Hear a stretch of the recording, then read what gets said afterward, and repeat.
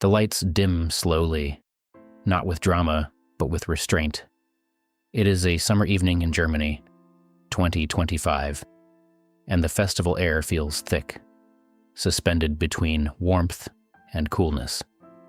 Backstage, Sir Tom Jones stands alone, adjusting the cuff of his dark blue jacket. It's a small gesture, almost invisible, but his fingers linger slightly longer than they once did. There is a faint tremble, not fear, but time asserting itself. A stage manager whispers, 2 minutes. He nods. For younger performers, that means adrenaline. For him, it means breath, pacing, and calculation. The weight of breath.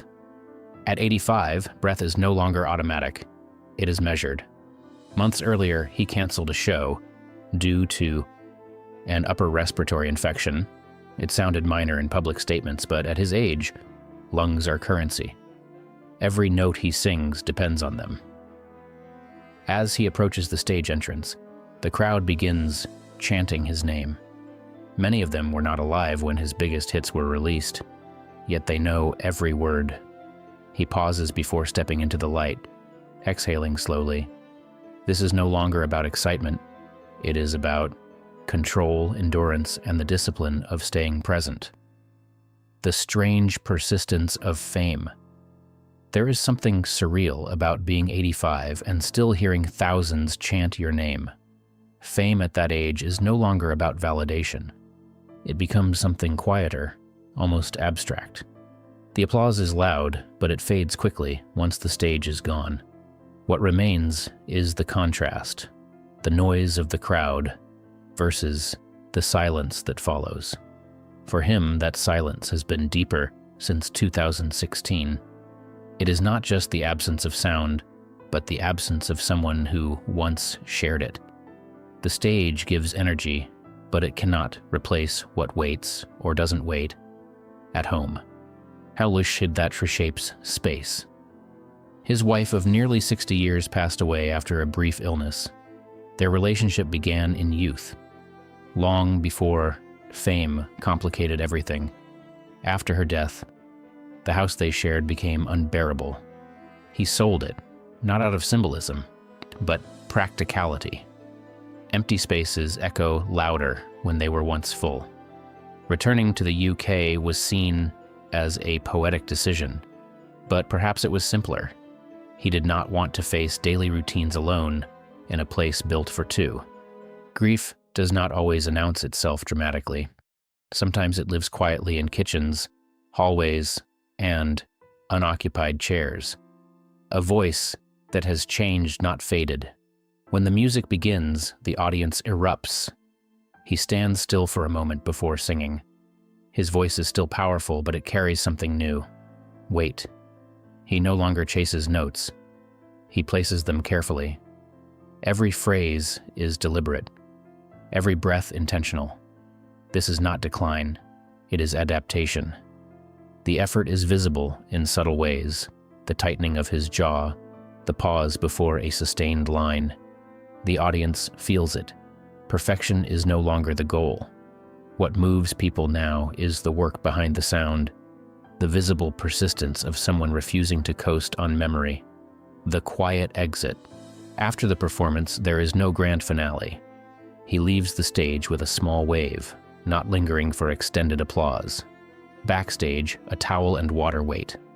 The roar of the crowd fades quickly once the door closes. Silence returns almost abruptly.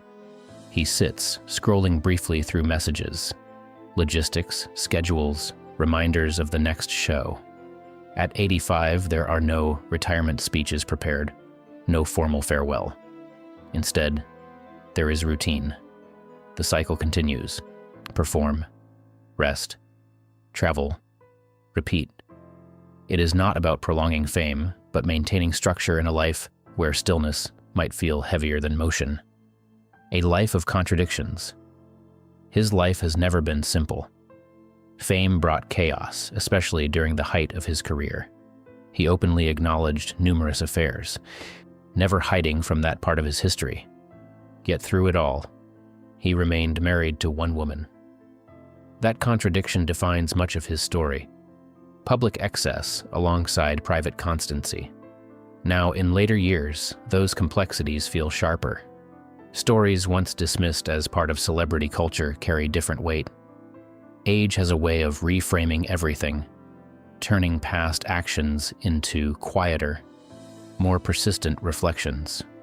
The applause may celebrate the legend, but memory revisits the man. Finished chapters. There are parts of his life that remain unresolved. A son born from an affair exists on the edges of his story, acknowledged but distant. These are not the details highlighted in tributes or retrospectives. Yet at 85, unfinished relationships do not fade. They become more pronounced. Time narrows possibilities. What once felt like something to address later becomes something that may never be fully resolved. These quieter narratives exist alongside the public image, creating a contrast between what audiences celebrate and what remains incomplete behind the scenes. The arithmetic of time. He has outlived many of his contemporaries, friends, collaborators, rivals.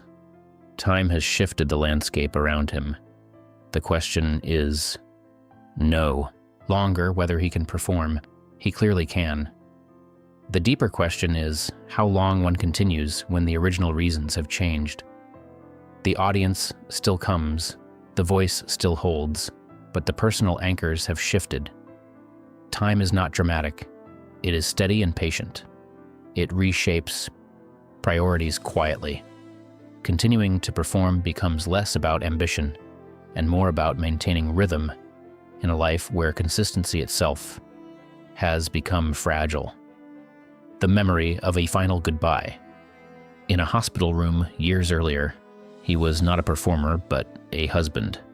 Medical advice kept him at a distance during his wife's final days. He followed those instructions, but later expressed regret.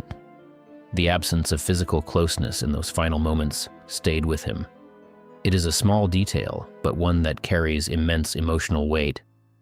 Loss is not just about absence. It is about the moments that could have been different. Those memories do not fade with time. Instead, they settle quietly, shaping how one moves forward, even years later. Performance as stability. Continuing to perform is not just about passion, it is about structure. Touring provides a framework, sound checks, schedules, travel plans. Without it, the days might stretch uncomfortably. At this stage of life, routine is grounding. It offers predictability in a world where much has already changed. He does not speak about endings or retirement. Instead, he focuses on the next show, the next audience. This forward motion is not denial.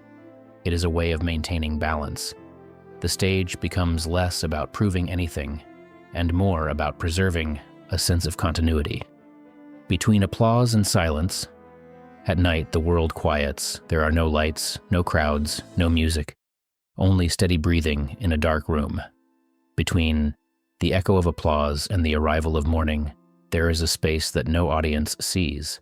It is not filled with fear or triumph, but awareness. Time moves quietly without urgency. He does not declare when he will stop. He simply continues. Each performance is another step toward the curtain, another moment extended. As long as he keeps walking forward, the story remains open, suspended between what has been and what still is.